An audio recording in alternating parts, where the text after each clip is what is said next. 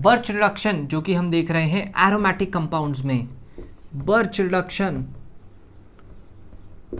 इन aromatic compounds. भाई aromatic compounds में किस तरीके से बर्च रिडक्शन होता है वो हम देखने वाले हैं।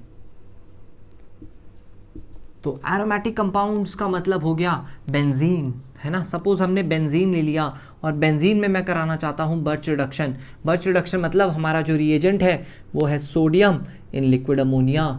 सोडियम की जगह मैंने आपको बता रखा है लिथियम भी आपको कुछ बुक्स में लिखा हुआ मिल सकता है, ठीक है। अगर सोडियम इन लिक्विड अमोनिया या लिथियम इन लिक्विड अमोनिया लिखा हुआ है तो किस तरीके से प्रोडक्ट बनेगा देखना बेटा।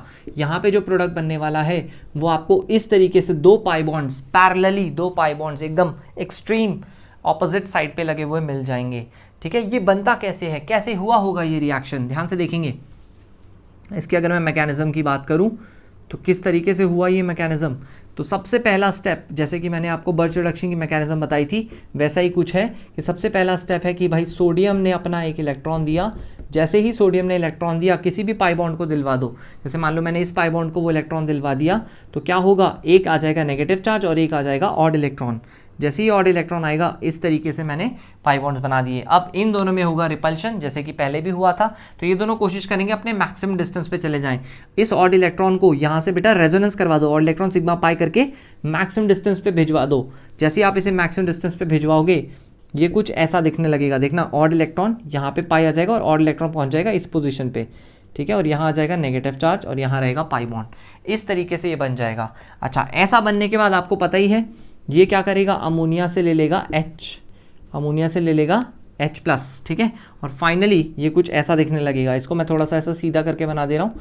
यहाँ पे यहाँ एक ऑड इलेक्ट्रॉन बनेगा, इस टाइप का दिखने लगेगा। इसके बाद आपको पता ही है, इसके बाद दोबारा आप सोडियम इन लिक्विड अमोनिया दोगे, सोडियम और लिक्विड अमोनिया दोगे तो क्या होगा, सोडियम से पहले इलेक्ट्रॉन लेगा, यहाँ नेगेटिव बनेगा और फिर वो वहाँ से H ले लेगा और फाइनली इस टाइप के दो पैरेलल बॉन्ड्स फाइनली आपको बस दिखने लगेंगे। तो बर्च रिडक्शन इस तरीके से कराया जाता है एरोमेटिक कंपाउंड्स में। नेक्स्ट हम देखने जा रहे हैं Birch reduction in aromatic compounds when some group is substituted.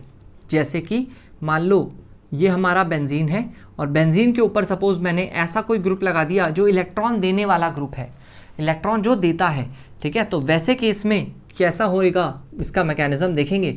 Sodium in liquid ammonia, जैसे ही आप सोडियम इन लिक्विड अमोनिया डालोगे तो क्या हो गया, सोडियम सबसे पहले इलेक्ट्रॉन देगा। सोडियम किसको इलेक्ट्रॉन देगा, सोडियम ने दिया Na++ इलेक्ट्रॉन। ये इलेक्ट्रॉन किसके पास जाएगा भाई, ध्यान से देखना। यहाँ पे आप उस इलेक्ट्रॉन को देने की कोशिश करो, या तो इधर या तो इधर। जैसे ही आप इसे बांटोगे एक एक इलेक्ट्रॉन तो आप खुद सोचो, आप नेगेटिव CH3 के पास बनाना पसंद करोगे या नेगेटिव दूर बनाना पसंद करोगे। ऑब्वियसली CH3 क्योंकि इलेक्ट्रॉन देने वाला ग्रुप है तो हम उससे दूर बनाने की कोशिश करेंगे। दूर बनाने की कोशिश जब करेंगे तो इस टाइप की कुछ सिचुएशन बन जाएगी बेटा। यहाँ पे रहेगा हमारा CH3, यहाँ पे बनेगा हमारा ऑड इलेक्ट्रॉन, यहाँ पे आएगा नेगेटिव और इस तरीके से बनेंगे हमारे पाई बॉन्ड्स। फिर मैंने बताया था ऑड इलेक्ट्रॉन का करा देना बेटा रेजोनेंस, क्योंकि ये दोनों रिपेल करेंगे। जैसे ही आप उसका रेजोनेंस कराओगे, ऑड इलेक्ट्रॉन का रेजोनेंस कराते ही यहाँ पाई बॉन्ड बन के ऑड इलेक्ट्रॉन यहाँ पहुँच जाएगा, यहाँ नेगेटिव रहेगा, यहाँ पाई बॉन्ड बनेगा और इस पे बनेगा CH3। ऐसा करने के बाद फाइनली जो अमोनिया होता है, अमोनिया का H ये नेगेटिव चार्ज ले लेता है। अमोनिया का H लेने के बाद ये कुछ ऐसा बन जाएगा, यहाँ पाई बॉन्ड, यहाँ पाई बॉन्ड, यहाँ ऑड इलेक्ट्रॉन और इस पे जुड़ जाएगा CH3। ऐसा करके कुछ सिचुएशन बन जाएगा। इसके बाद आपको पता ही है क्या करना है, सोडियम इन लिक्विड अमोनिया डालने के बाद इसके बाद कोई खास फर्क पड़ेगा नहीं, यहीं पे नेगेटिव आएगा और वही दोबारा से H ले लेगा अमोनिया से और H लेने के बाद ये कुछ इस टाइप का कंपाउंड दिखेगा। देखो पैरेलल पाई बॉन्ड्स तो अभी भी हैं, लेकिन ये जो CH3 है ये पाई बॉन्ड इसकी तरफ को शिफ्ट हो गए। CH3 जो इलेक्ट्रॉन दे रहा था तो ये पाई बॉन्ड उसकी तरफ मांगने चले गए, हाँ भाई दे दो, है ना। तो ये पाई बॉन्ड देखो ऐसे आप याद रख सकते हो कि पाई बॉन्ड जो है उस ग्रुप के अगर कोई इलेक्ट्रॉन दे रहा है तो उसकी तरफ पाई बॉन्ड मांगने चला जाएगा और उसके जस्ट ऑपोजिट पे आपको एक और पाई बॉन्ड दिखेगा। क्या होगा अगर मैं इलेक्ट्रॉन खींचने वाला ग्रुप लगा दूं, मान लो मैंने यहाँ पे लगा दिया नाइट्रो ग्रुप, है ना, जबरदस्त इलेक्ट्रॉन खींचने वाला ग्रुप, है ना, इलेक्ट्रॉन खींचने वाला ग्रुप लगा दिया है। अब कैसे फर्क पड़ने वाला है मैकेनिज्म पे, तो फिर से जब सोडियम इन लिक्विड अमोनिया डाला जाएगा बेटा तो क्या होगा, सबसे पहले सोडियम देगा अपना एक इलेक्ट्रॉन। सवाल वही कि इलेक्ट्रॉन कैसे देगा, कहाँ देगा। तो आप देखो इस पाई बॉन्ड को तोड़ के अगर आप कोशिश करो तो नेगेटिव नाइट्रो के पास लाना चाहोगे या उससे दूर। ऑब्वियस सी बात है नाइट्रो के तो हम नेगेटिव चार्ज पास लाना चाहेंगे, तो इस इलेक्ट्रॉन को उठा के हम ले जाएंगे इधर, है ना, ताकि नाइट्रो के पास नेगेटिव चार्ज बने। तो भाई ये कुछ ऐसा दिखेगा, नाइट्रो यहाँ पे आ जाएगा नेगेटिव चार्ज, यहाँ ऑड इलेक्ट्रॉन, और फिर मैंने आपको बताया था ऑड इलेक्ट्रॉन का करा देना रेजोनेंस। ऑड इलेक्ट्रॉन का जैसे ही आप बेटा रेजोनेंस कराओगे तो यहाँ बनेगा नाइट्रो, यहाँ पे रहेगा नेगेटिव चार्ज, यहाँ बनेगा pi bond, odd electron sigma pi, तो पाई यहाँ पहुँच के ऑड इलेक्ट्रॉन पहुँच जाएगा इधर, है ना, ये पाई बॉन्ड इधर करके ऑड इलेक्ट्रॉन इधर पहुँच जाएगा। फाइनली आपको पता ही है ये क्या करेगा, अमोनिया से H खींच लेगा।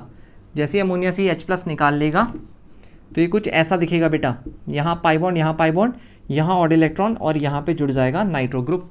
इस तरीके का दिखने वाला है ना। और यहाँ के ऑड इलेक्ट्रॉन को गायब करने का तरीका आपको मालूम ही है।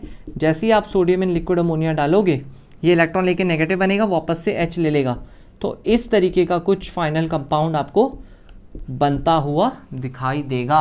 तो ध्यान से अगर आप सोचें तो यहाँ पे देखो नाइट्रो इलेक्ट्रॉन खींच रहा था, तो पाई बॉन्ड बोले भागो भागो भागो वहां से निकलो, है ना, इलेक्ट्रॉन खींचे जा रहे हैं, तो ये पाई बॉन्ड दूर चले गए, है ना, देखो दूर चले गए, यहाँ पे नहीं दिखाई देंगे। जबकि CH3 क्या कर रहा था, इलेक्ट्रॉन दे रहा था, तो पाई बॉन्ड बोले चलो चलो चलो इलेक्ट्रॉन मिल रहा है, तो पाई बॉन्ड पहुंच जाएगा तुरंत CH3 के पास। तो इस तरीके से आप बेटा याद रख सकते हो कि अगर कोई इलेक्ट्रॉन देने वाला बन रहा है, कोई इलेक्ट्रॉन देने वाला ग्रुप लगाया है, तो पाई बॉन्ड उसके तरफ पहुंच जाएगा, ठीक है, उसके पास दिखेगा।